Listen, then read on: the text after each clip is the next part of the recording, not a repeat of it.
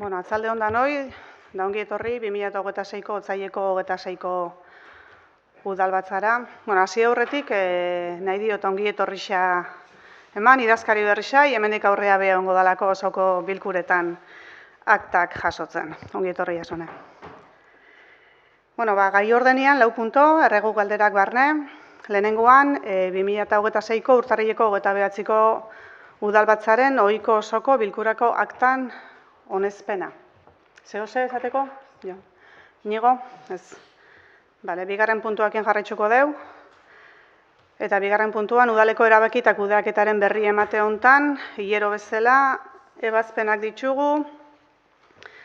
Alkate ebazpenak batetik 20ra, hirigintza ebazpenak batetik 6ra, eta ongizateko ebazpenak batetik 6ra baitxere. Hemen zehose? Ez. Inigo?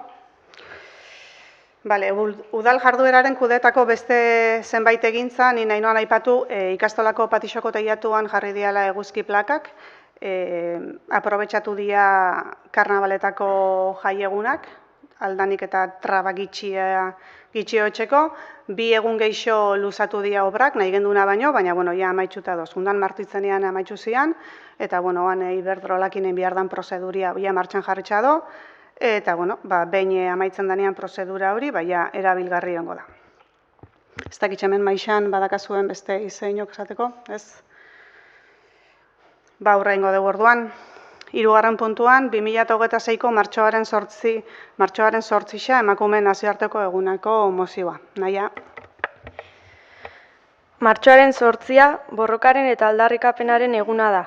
Azken hamarkadetan aurrerapaso garrantzitsuak eman diren arren, oraindik ere egiturazko desberdintasuna bizirik diraute.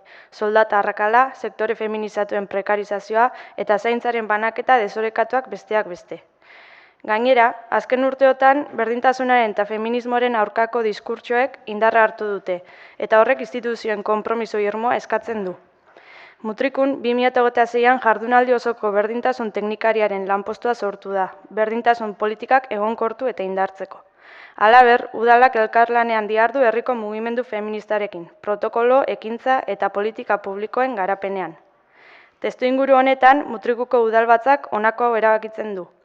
Emakumeen eta gizonen arteko berdintasun erreal eta eraginkorra lortzeko konpromiso instituzionala berrestea, berdintasun politikei zentralitatea eta beharra adinako baliabide ekonomiko eta pertsonalak ematen jarraitzea, 2026an sortutako jardunaldi osoko berdintasun teknikariaren lanpostua egonkortu eta indartuz, udal politika guztietan ikuspegi feminista txertatzen jarraitzea, indarkeria matxista mota guztien aurka irmo jardutea eta prebentzio, arreta eta sentsibilizazio neurriak indartzea, herriko mugimendu feministarekin elkarlana sendotzen jarraitzea, martxoaren 8ko deialdi eta mobilizazioekin bat egitea eta herritarrei parte hartzeko deia egitea.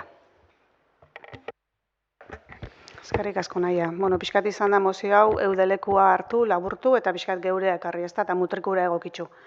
Ez dakitxe hemen badakazuen... Ez, bakarrik esan, guztiz ados gozela mozioan izaten danekin, osake, gure alde gozela eta aurre. Oso ondo. Inigo? Zuok esan bezala zehatza eta ez dakau beste zer gitzik. Oso ondo, bozketa pasauko gea. Martxoaren 8 emakumeen nazioarteko egunaren mozioaren aldeko bozkak.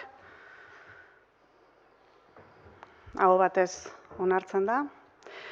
Eta azkenengo puntuan, erregu galderak, baten batek, zehose, Jon, ez, Inigo?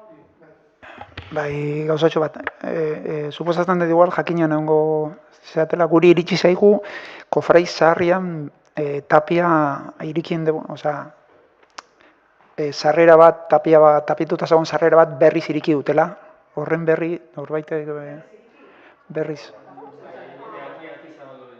Hori bai, baina ondoren tapiatu egin da, eta berriz, itxuraz berriz tapia zulatu egin duten edo. Nik ez detize jakin. Atzoko gauzia esatezu edala? Ez detize jakin. Dana dala galdetu bixar galdetu. Bixa.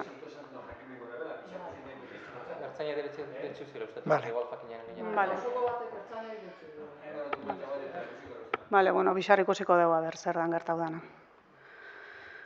Bueno, besteik ez baldin badakau, gaurko plenua bukatutzat emango deu. Eskerrik asko danoi.